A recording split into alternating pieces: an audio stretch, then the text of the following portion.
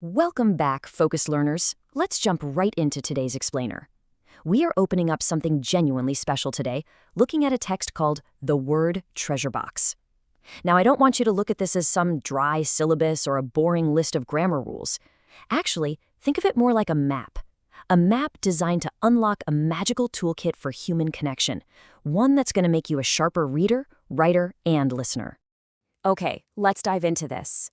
You see, foundational literacy really isn't just about memorizing letters or passing a spelling test. It's an absolute adventure. It's about seeing the literal colors and shapes of ideas come to life as we figure out how to communicate with each other. Our source hits the nail on the head with this quote. Words are invisible, but they help us see. And honestly, this is the core philosophy of our entire text today. Language arts isn't some race to shout the right answer first. It's about building empathy. Because the right word, it can help us truly see another person's feelings and understand their world. So, to navigate this map, we're going to explore 5 distinct territories. First, the music of words.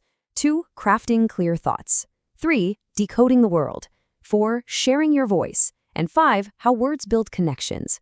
All right, section 1, the music of words, building a powerful word bank. You know, it all starts with the smallest building blocks, the beats, the syllables, and phonics. By just noticing rhymes and word families, we take the very first crucial step in decoding our language. And this brilliantly illustrates what the text calls shades of meaning. Just compare a puppy going across a slippery floor versus a puppy skidding across it. Replacing a bland word like went with a precise active verb like skidded paints an instantly stronger picture for your reader. It's literally a huge upgrade for your writing. But hey, what happens when we hit a word we just don't know? Well, our source emphasizes using context clues. That means reading the sentences around an unfamiliar word to find definitions, examples, contrasts, or descriptions. So instead of seeing an unknown word as this frustrating roadblock, it becomes a completely solvable puzzle. Moving on to section 2, crafting clear thoughts, moving from words to meaning. This is where we zoom out a bit. We start combining those powerful words into complete thoughts, making sure we have a clear subject, the who or what, and a predicate, the action. Now, the absolutely crucial point here is knowing how to balance those thoughts. A sentence bursting with a dozen adjectives might feel fancy, but more isn't always better.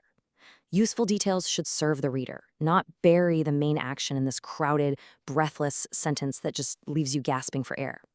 Honestly, sometimes a small brown bird landing softly is exactly what you need. To achieve that kind of clarity, our source provides a really actionable 5-step editing check. Complete thought, who or what, capitals and end marks, connecting words, sounds clear aloud. What I love about this framework is how it reframes the whole process. Editing isn't a punishment for making mistakes, right? It's simply a tool to help a writer's ideas actually reach a reader. Section 3, decoding the world, active consumption of stories and facts.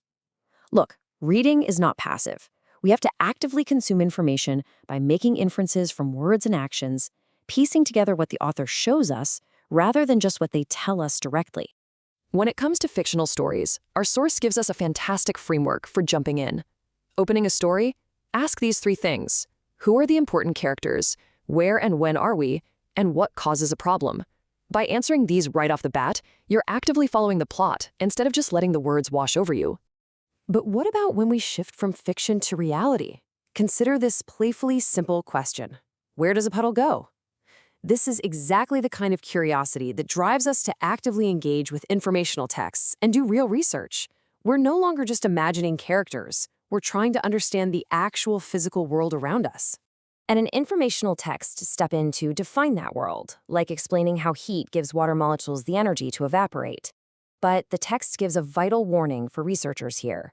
We absolutely must separate observation from inference. You might observe a puddle shrinking, but you infer evaporation based on facts. You always want to keep your claims only the size of your actual evidence.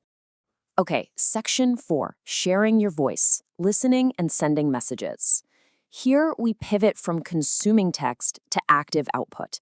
It's all about writing for a real reader, planning out a short talk, and engaging in discussions to build on ideas, rather than, just trying to defeat the other person. What's truly fascinating is how this applies to our modern world. The pause check is absolutely essential for digital messages.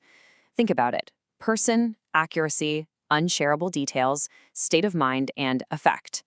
We have to remember that digital text still reaches real human beings, and tone gets lost so easily on a screen. Setting careful boundaries is totally non-negotiable before hitting send.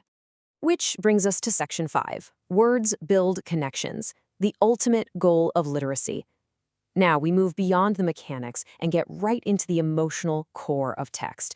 And the source illustrates this beautifully through poetry and a bonus story about a girl named Maya who collects words in her notebook. In the story, Maya realizes something profound. Words have emotional colors. Take a phrase like, "I'm sorry."